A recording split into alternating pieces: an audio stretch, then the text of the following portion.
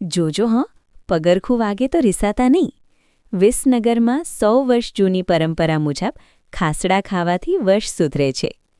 સમગ્ર દેશમાં ધૂળેટીના પર્વ પર લોકો એકબીજાને ગુલાલ અને રંગોથી રંગતા હોય છે, પરંતુ મહેસાણા જિલ્લાના ઐતિહાસિક વિસનગર શહેરમાં કંઈક અલગ જ નજારો જોવા મળે છે. અહીં રંગોને બદલે એકબીજા પર જૂના પગરખા, ખાસડા અને શાકભાજી ફેંકીને ધૂળેટીની ઉજવણી કરવામાં આવે છે. છેલ્લા 100 વર્ષથી ચાલી આવતી આ ખાસડા યુદ્ધની પરંપરામાં મંત્રી ઋષિકેશ પટેલ સહિતના મહાનુભાવો પણ સહભાગી થયા હતા. શું છે આ ખાસડા યુદ્ધ? વિસનગરના મંડી બજાર વિસ્તારમાં વર્ષોથી આ અનોખી પરંપરા જીવંત છે. લોકવાયકા મુજબ વર્ષો પહેલાં જ્યારે ગુજરાત અને મહારાષ્ટ્ર એક જ મુંબઈ રાજ્યનો ભાગ હતા, ત્યારે મહારાષ્ટ્રની આ પરંપરા અહીં શરૂ થઈ હતી. 2 જૂથો વચ્ચે જંગ. મંડી બજારના ઉત્તર અને દક્ષિણ વિભાગના લોકો 2 જૂથમાં વહેંચાઈ જાય છે. સામેલ જાતિઓ: એક તરફ મોદી, ઠાકોર અને પટેલ સમાજના લોકો હોય છે, જ્યારે બીજી તરફ બ્રાહ્મણ, કંસારા, વાણિયા અને પટેલ સમાજનું જૂથ હોય છે. યુદ્ધ જેવો માહોલ. બંને જૂથો સામસામે આવીને એકબીજા પર જૂના પગરખા અને બટાકા, ડુંગળી, ટામેટાં કે રીંગણ જેવા શાકભાજીનો મારો ચલાવે છે.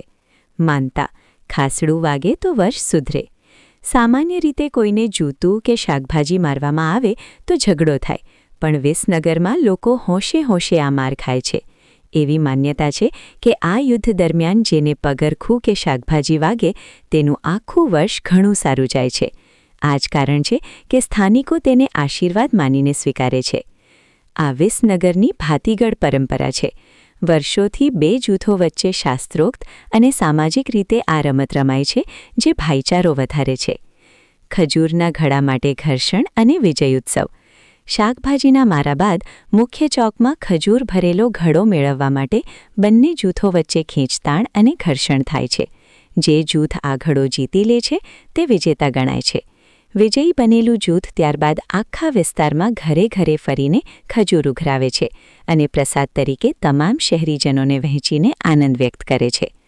સમયની સાથે હવે ખાસડાનું પ્રમાણ ઘટ્યું છે અને શાકભાજીનો ઉપયોગ વધ્યો છે, પરંતુ વિસનગરવાસીઓનો ઉત્સાહ આજે પણ 100 વર્ષ પહેલાં જેવો જ અકબંધ છે. જે ધૂળેટી પર્વમાં વર્ષોની એક પરંપરા છે અમારા વિસનગરની ત્રણ ટાવર મંડી બજારમાં, કે અહીંયા શાકભાજી અને જૂતાઓથી મારામારી કરી અને એકબીજા ઉપર ટામેટાં છે, બટા છે, આ શાકભાજી મારી અને જેને વાગે એનું સારું વરસ જાય એવું આ વર્ષો પરંપરા જૂની અમારી વિસનગરની વર્ષોથી ચાલતી આ પરંપરા છે.